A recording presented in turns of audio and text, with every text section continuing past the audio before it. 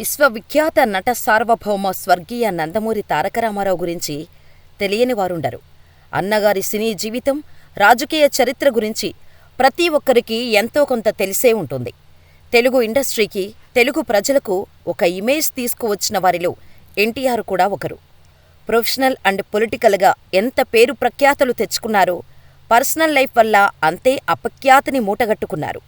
లక్ష్మీపార్వతి అనే క్యారెక్టర్ ఎన్టీఆర్ లైఫ్లోకి ఎంట్రవ్వకపోయి ఉంటే ఆయన జీవితం వేరేలా ఉండేది అనేది ఆయన సన్నిహితులు తరచూ చెప్పే మాటలు.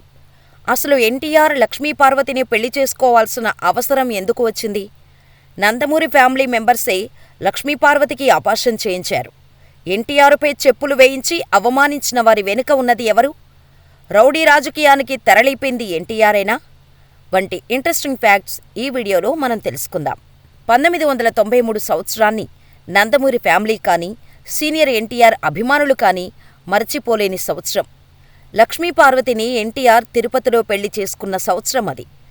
ఎన్టీఆర్ బయోగ్రఫీ రాయటానికి లక్ష్మీపార్వతి మొదటిసారిగా ఎన్టీఆర్ దగ్గరకు వెళ్ళింది. అప్పటికే అధికారం కోల్పోయి ప్రతిపక్ష నాయకుడిగా ఉన్న ఎన్టీఆర్ కుటుంబ సభ్యులకు దూరంగా ఉండటం, భార్య చనిపోవటం లక్ష్మీపార్వతికి దగ్గర కావటానికి కారణాలయ్యాయి. ఎన్టీఆర్ ఇంటికి వెళ్లిన కొద్ది రోజుల్లోనే లక్ష్మీపార్వతి ఎన్టీఆర్కి అన్ని రకాలుగా దగ్గరైంది. అప్పటికే 70 ఏళ్లకు దగ్గరలో ఉన్న ఎన్టీఆర్కు లక్ష్మీపార్వతులకు మధ్య ఏదో ఉంది అంటూ పత్రికల్లో రావటం మొదలైంది.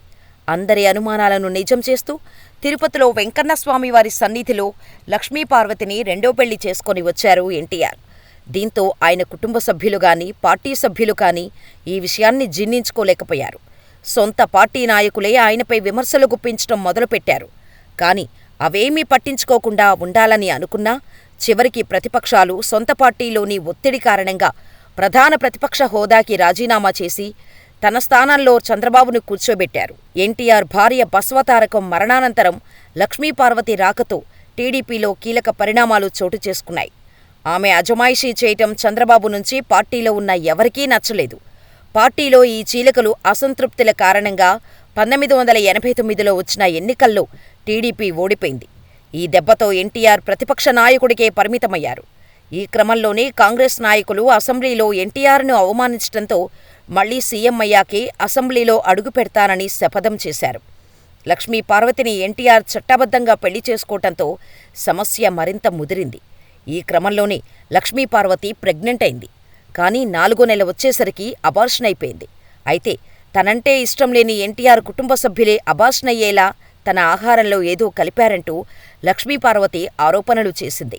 ఆ తర్వాత ఎన్టీఆర్కు హెల్త్ ప్రాబ్లమ్స్ ఎక్కువ కావటం, షుగర్, బీపీ, గుండె సంబంధిత వ్యాధులు, ఇబ్బందులతో తెలుగుదేశం పార్టీలో లక్ష్మీపార్వతి జోక్యం ఎక్కువైంది.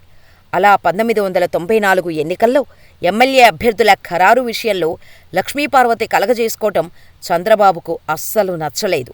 అలా అసంతృప్తులతోనే అప్పుడు జరిగిన ఎన్నికల్లో టీడీపీ విజయం సాధించింది.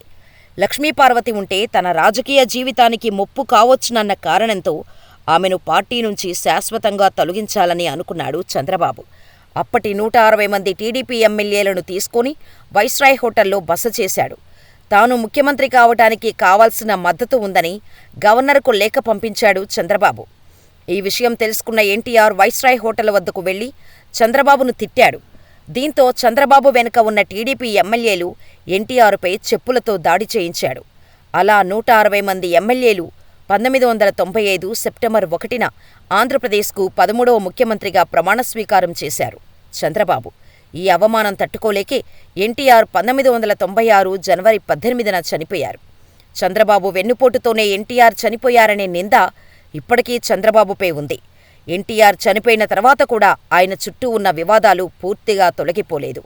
ఫ్యామిలీకి ఇష్టం లేకుండా రెండో పెళ్లి చేసుకోవడంతో లక్ష్మీపార్వతిని పూర్తిగా పక్కన పెట్టేశారు. తెలుగుదేశం పార్టీ సైతం చంద్రబాబు చెప్పు చేతుల్లోకి వెళ్లిపోయింది. దీంతో ఎన్టీఆర్ తెలుగుదేశం పార్టీని స్థాపించి తన చిన్నల్లుడు అయిన చంద్రబాబుపై పోటీకి దిగింది. కానీ అప్పటికే లక్ష్మీపార్వతిపై ఉన్న వ్యతిరేకత, ఎన్టీఆర్ పేరు అప్రతిష్టలు కావటానికి ప్రత్యక్షంగా, తెలుగుదేశంలో చీలికలు రావటానికి పరోక్షంగా కారణం కావటంతో ఎన్నికల్లో ఓడిపోయారు. ఎన్టీఆర్పై ఉన్న మరో అతిపెద్ద అపవాదు ఏదైనా ఉంది అంటే అది రౌడీ రాజకీయాన్ని పెంచి పోషించింది ఆయనే అన్న పుకారు. పుకారు అనే కంటే అదే నిజమని అనుకుంటేనే బాగుంటుందేమో. ఎందుకంటే పరిటాల రవి అనే రౌడీని రాజకీయాల్లోకి తీసుకువచ్చింది ఎన్టీఆరే. రియల్ ఎస్టేట్ సెటిల్మెంట్స్ చేస్తూ రౌడీగా పేరున్న పరిటాలను రాజకీయాల్లోకి తీసుకురావడంపై అప్పుడు పెద్ద చర్చే జరిగింది. ఇక వీరితోనే తనకు అడ్డు వచ్చిన వారిని లేకుండా చేసుకునేవారు అన్న వదంతులు అయితే ఇప్పటికీ పోలేదు. ఒకవేళ ఈ రౌడీలు ఎన్టీఆర్కు వ్యతిరేకంగా పనిచేయటం, లేదా మాట వినకపోతే ఎన్కౌంటర్ల పేరిట వారిని సైతం చంపించేసేవారు అన్న వార్తలు కూడా అప్పట్లో బాగా వినిపించాయి. ఇక కాపుల ఆరాధ్య దైవంగా భావించే వంగవీటి రంగాను కూడా ఎన్టీఆర్ హత్య చేయించాడనే అపవాదు కూడా ఉంది. ఇది పక్కన పెడితే హరికృష్ణ రెండో భార్యకు పుట్టిన జూనియర్ ఎన్టీఆర్ని కుటుంబ సభ్యులు దగ్గరకు రానివ్వలేదు. ఇది గమనించిన ఎన్టీఆర్ మనవడిని దగ్గరకు తీసుకొని తన పేరునే నామకరణం చేసి అక్కున చేర్చుకున్నారు. ఒక రకంగా చెప్పాలంటే నందమూరి ఫ్యామిలీ అందరూ జూనియర్ ఎన్టీఆర్ను తిరస్కరించినా ఎన్టీఆర్ మాత్రం చేరదీశారు. ఇక రామారావు గారు చనిపోవటానికి పరోక్షంగా చంద్రబాబు నాయుడు కారణమనే ప్రముఖంగా వినిపిస్తోంది. చంద్రబాబుతో పాటు లక్ష్మీపార్వతి, రామోజీరావు, హరికృష్ణ, బాలకృష్ణ, యార్లగడ్డ లక్ష్మీప్రసాదు, ఆనాటి శాసనసభ్యులతో పాటు నేను వీరందరూ ఎంతో కొంత తెలిసి చేసినా తెలియక చేసినా రామారావు గారి పతనానికి, నిష్క్రమణకు కారణమయ్యారు అనే వాదన కూడా ఉంది. రామారావు గారు పార్టీని స్థాపించినప్పుడు రామోజీరావు గారు ఈనాడు పత్రిక ద్వారా రామారావు గారికి ప్రచారం చేయటం తెలిసిందే. తన ప్రచారం పేపర్ వల్లే ఎన్టీఆర్ సీఎం అయ్యారు అనే భావన రామోజీరావుకు ఉండేది. తర్వాత రోజుల్లో రామారావు గారు రామోజీరావు పట్ల గౌరవంతో ఉన్నప్పటికీ తనతో చర్చించకుండా ముఖ్యమైన నిర్ణయాలు తీసుకోవటం రామోజీరావుకు నచ్చలేదు. ముఖ్యంగా కిలో ₹2 బియ్యం ఇవ్వటం, పేదలకు పక్కా గృహ నిర్మాణాలు చేయటం, ట్యాంకు బండ మీద తెలుగు ప్రముఖుల విగ్రహాలు ఏర్పాటు చేయటం, వీటితో పాటు నేషనల్ ఫ్రంట్ ఏర్పాటు చేసి దేశవ్యాప్తంగా రామారావు గారు జాతీయ రాజకీయాలలో పాల్గొనటం, తనతో చర్చించకుండా మంత్రిమండలి నిర్ణయాలు తీసుకోవడం లాంటి నిర్ణయాలు అన్నీ తనకు తెలియకుండా జరిగిపోతున్నాయని, తన ఇంపార్టెన్స్ మొత్తం పోతుందని అనుకున్నారు. ఎన్టీఆర్ క్రమంగా రామోజీరావుకు దూరం కావటం, చంద్రబాబు నాయుడు దగ్గర కావటం ఏకకాలంలో జరిగింది. అలా రామారావు గారిని 1995 ఆగస్టులో సీఎం పదవి నుంచి దించినప్పుడు రామోజీరావు కీలక పాత్ర పోషించారు. చంద్రబాబుకు అండగా నిలిచి నిత్యం సంప్రదింపులు చేస్తూ చంద్రబాబుకు అనుకూలంగా, రామారావు గారికి వ్యతిరేకంగా వార్తాకథనాలు ప్రచురించారు. ప్రజల్లో వ్యతిరేకత రాకుండా చేయగలిగారు. రామారావు గారు చనిపోయినప్పుడు చంద్రబాబు మీదకు విసిరిన చెప్పులు ఏరితే ఒక లారీడయ్యాయి. అయినా చంద్రబాబు మీద వ్యతిరేకత రాకుండా చంద్రబాబుకు అంతా సులువయ్యేలా చేశారు రామోజీరావు. తండ్రి పదవిని అన్యాయంగా లాక్కుంటున్నారన్న విషయం తెలిసినా పక్కనే ఉన్న బాలకృష్ణగాని, హరికృష్ణగాని నోరు మెదపలేదు.